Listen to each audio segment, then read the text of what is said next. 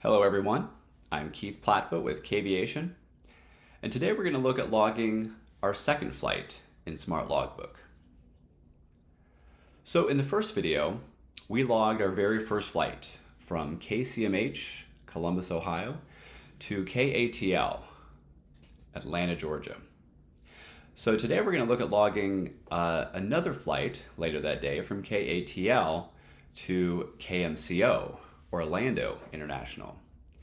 And we'll see some additional features and options that relate to flight logging. So we can see our first flight already here in the flight list. So as before, let's tap plus and begin logging another flight. Now you'll see the copy from previous bar that pops up. Let's tap that and see what that does. So when I tap that copy from previous bar, this is going to take information from my previous flight, such as the flight number, the aircraft, and the departure airport, and it's going to automatically populate that here in my second flight. So you can see I've reused all of those values. Now, of course, we can change any of these values still. For example, we can change the flight number to, let's use 28904. And if we wanted to say change the aircraft, say we took a different aircraft down to Orlando, we can just tap that field and we can choose or add a different one. So in this case, let's add a new aircraft and let's enter tail number 400, Whiskey November. Now this is another Boeing 737, so let's tap the model field and we can just select that model that we previously added. We tap done and we're back at the flight. So moving down to the route field, as you can see, it did automatically set our departure airport here from that previous flight. So let's tap the to field and set our arrival airport. Now you can see here in the list that we do have our previous airports that we used, KATL and KCMH. We also have KMCO automatically showing up at the top here. And as we explained in the first video, this is done by using the phone's GPS to determine which airport we're currently located at. And you can see that indicated by the GPS icon on the right-hand side. So this is the airport that we landed at. So let's tap that to put that into our flight. And we're going to move down now to the times field again. Now this flight, unlike the previous one, this flight actually was a little later, and so this one departed at 8:45 p.m. and that actually is the next day in the UTC or Zulu time zone. So we're going to enter a departure time of 0045 Zulu, and then also an arrival time of 1020 local, which turns into 220 Zulu. So that was an hour and 35-minute flight. You can see again we've automatically populated our flight durations here. You'll notice that in addition to total and pilot and command, we also have an automatically calculated value for the night duration. Now this is because Smart Logbook knows where the airports are that we flew from and to, and it also knows what time we departed and arrived, and it's able to use that information to automatically calculate what portion of the flight took place at night. And you can see it's entered 1 hour and 23 minutes. Now, we can of course change this. We can enter a different value if we like, but in most cases, this automatically calculated value is actually pretty close. It does use the FAA rules for calculating nighttime, which are based on civil twilight, and you can change that in settings as well if you like. Now, our previous flight, we added an instrument duration field here. Now, we don't have any time automatically populated here, and as it turns out, in this flight, we didn't actually log any instrument time. So we can do one of two things here. We can either just leave that duration field and have it set to 0, or if we prefer, we can actually get rid of that field entirely. And we do that by swiping the field right to left, and then we see that delete action. So we tap that, and that removes the field from our flight entirely. Now this gesture actually works on almost any field in the flight editor here. So for example, we could clear one of our times by swiping it right to left. We could clear an airport with the same gesture. Let's move down to takeoff and landings.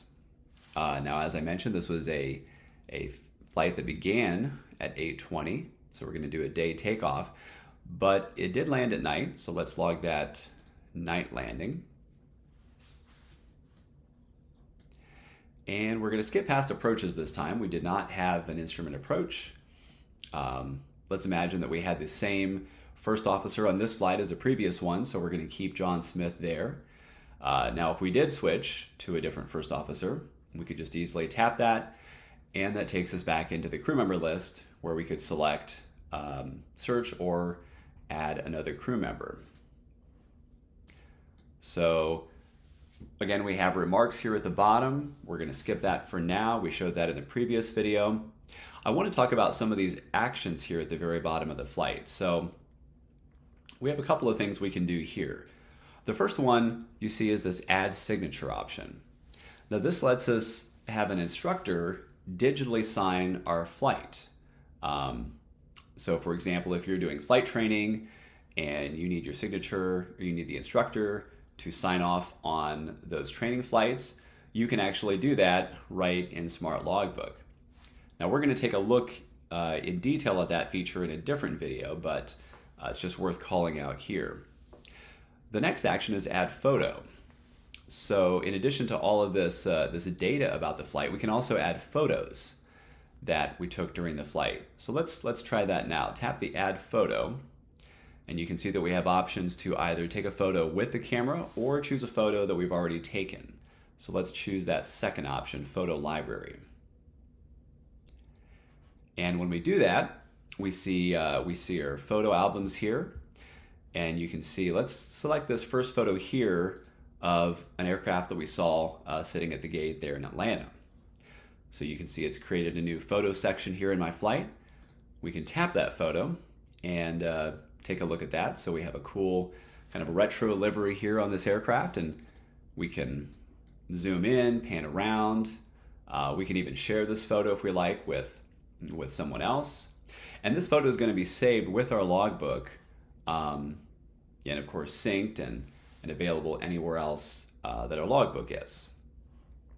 So let's go back to our flight and take a look at that last action, this add and configure fields here at the bottom. Now, as you can see, Smart Logbook supports a lot of the most common fields right out of the box. But if we want, we can tap this and we can see some additional fields. So again, here's our default set, but if we tap more fields at the bottom, we can see that there's some additional fields that the app provides. Things like duty times. If we're a glider pilot, maybe we're interested in the tows on launches. And if we're a commercial pilot, maybe we'd like to track the number of passengers we've flown.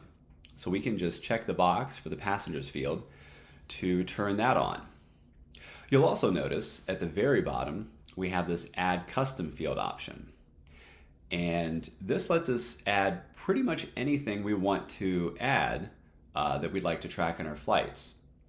Now we're going to take a look in more detail at that in a different video. So for now, let's just tap done at the top. And you can now see we have our passengers field available there for us. And let's return to the flight. And indeed, you can now see our passengers field added right there. So let's go ahead and enter a value. And let's say we had 120 passengers on this flight. We tap done. And we've now completely logged our flight. So let's tap done to save that to our logbook. And there it is. So you'll notice our latest flight here is at the top, KATL to KMCO.